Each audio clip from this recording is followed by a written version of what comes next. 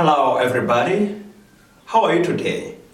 Muraho mwese, mumeze mute uyu munsi. This is Jean de Dieu Uwingabiye, your English teacher.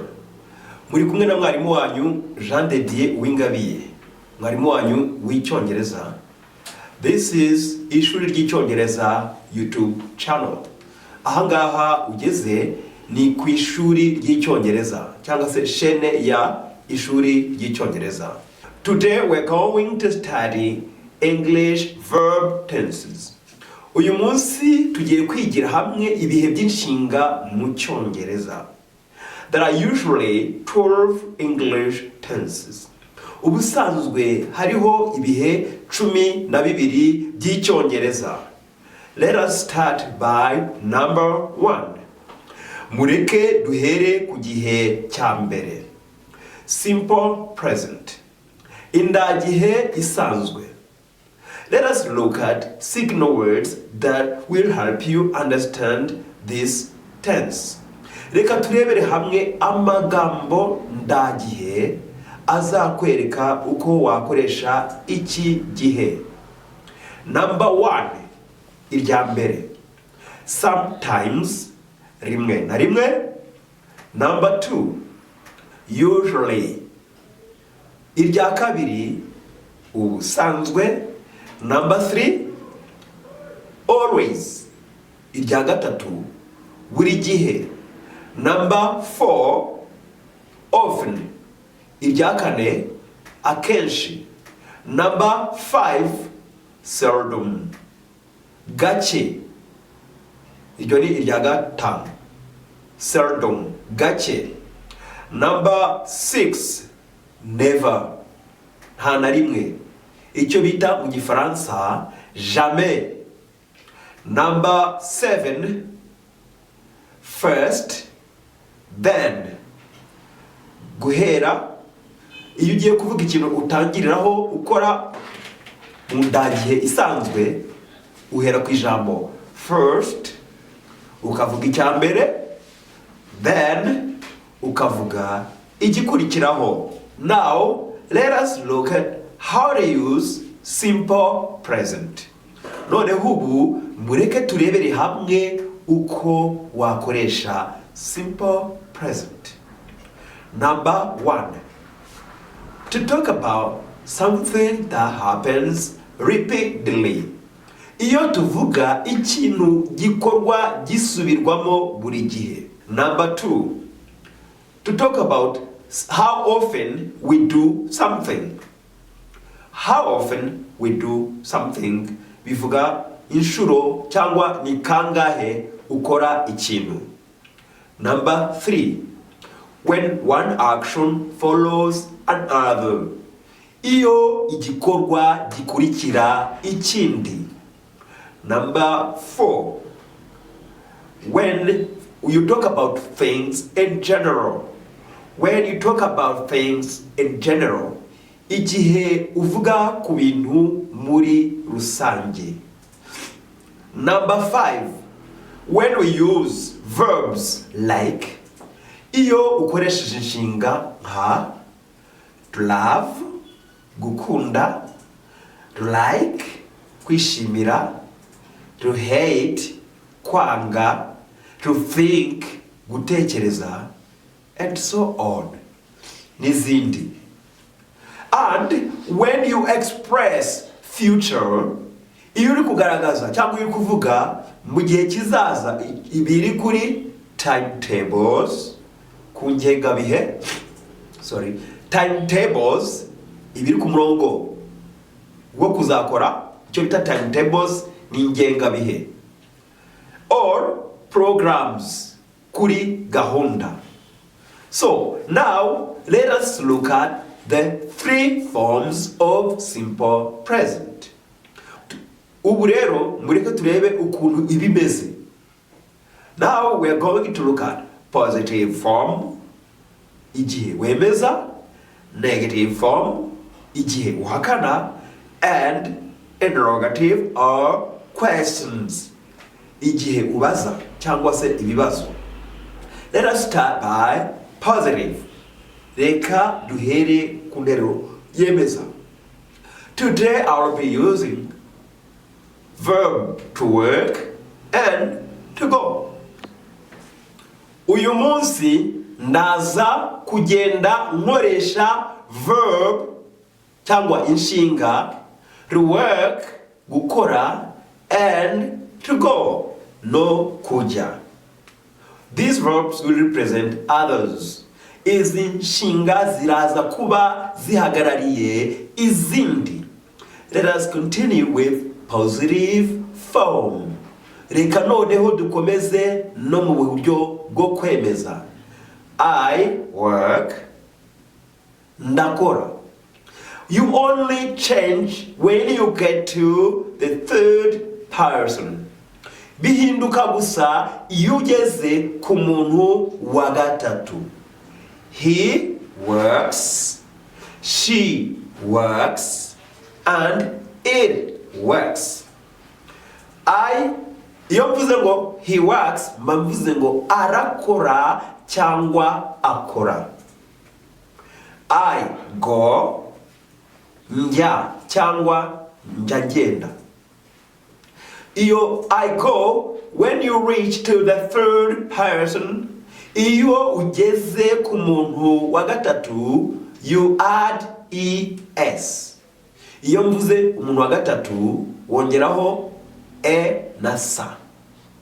So you say he goes, ajya. She goes, umugore. It goes, ikintu runaka kijya. Shobora kuba ari imodoka. But there are other verbs that take es. Hari izindi nshinga ziherwa na e na sa. On the third person, ku muntu wa gatatu. Those are izo ni verbs ending in ch. Inshinga ziherwa na cha na ha. For example, to teach. Urugero, kwigisha. When I say that someone else does it, iyo mvuga undi muntu ubikora, ndavuga ngo he teaches. Iyo teach nongeyeho e na sa. Ntabwo tuvuga teaches. He teaches. She teaches. It teaches. And verbs ending in sh. Inshinga ziherwa na sa na ha. Example, finish.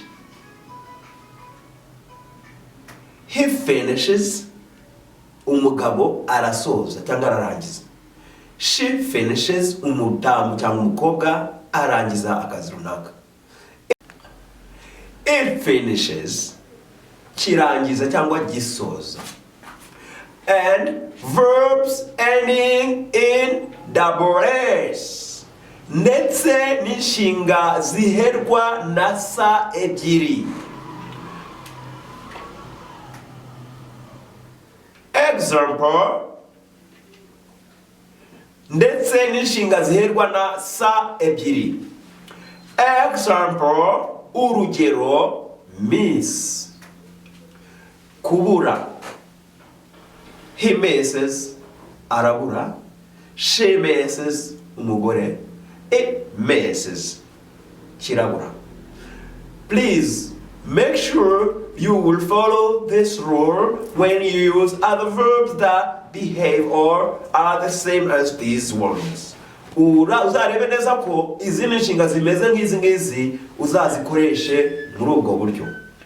Verbs ending in x. Ndetse n'inshinga ziherwa na x.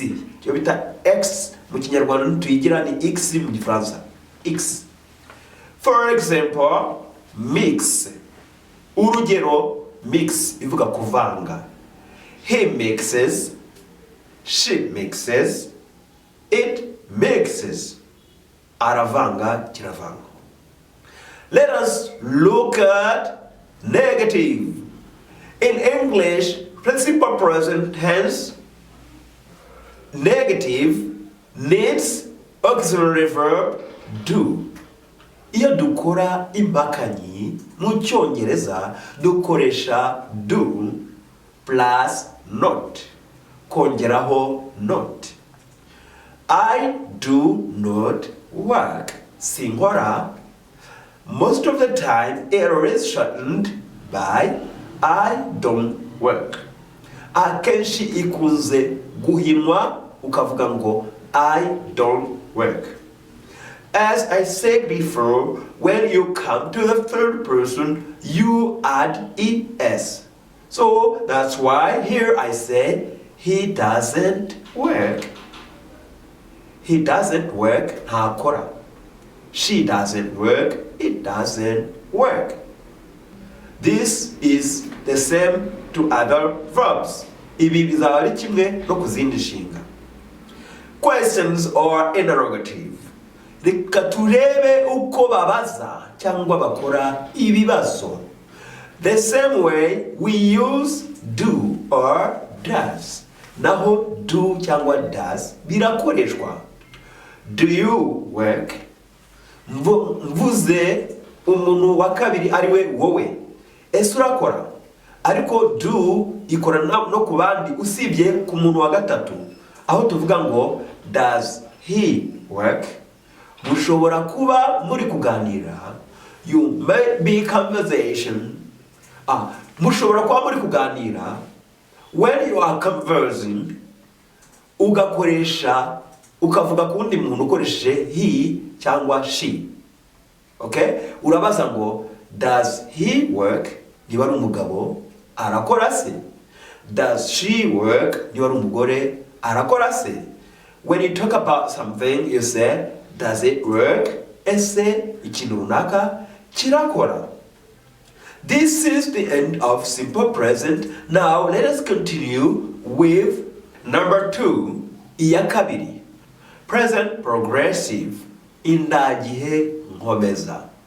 Now let us look at the signal words. Noneho ubu mureke turebere hamwe ya magambo ndangagihe. Number 1, now. Ubu. Number 2, at the moment. At the moment, uyu mwanya. Number 3, look. Reba. Number 4, listen. Tega matwi. Now, let us look at how to use this tense. Reka noneho turebere hamwe uko wakoresha iki gihe. We use present progressive to talk about something that is happening at the same time of speaking. Dukoresha indagihe nkomeza tuvuga ikintu kiri gukorwa unavuga. Number 2, when you have already decided or arranged to do something. This is future meaning, future plan, or a fixed activity, a fixed plan or date. Igihe wamaze kwemeza cyangwa wamaze gutegura icyo uzakora, ni ukuvuga washyizeho plan, gahunda, cyangwa itariki ikintu uzagikorera. Now let us look at the forms. Noneho rero mureke turebere hamwe uko imeze. We use verb to be plus present participle. Dukoresha verb cyangwa inshinga to be hamwe na nicyo bita present participle. Ku bantu bageze hano reka mbasobanurire present participle ni kwa kundi ufata inshinga ugashyiraho ing, ing. For example, I am working. Ndi gukora ubu. Uko ndi kuvuga niko ndi gukora. Or I am going.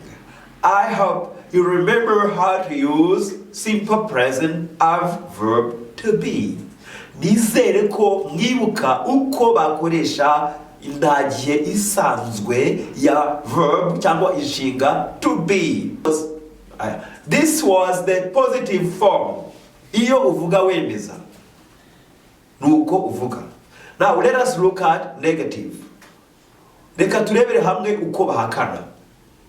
When you make negative in present progressive, when you make negative in present progressive, iyo ukora impakanyi cyangwa uhakana muri present, iyo ukora impakanyi wongeraho not kuri ya verb to be.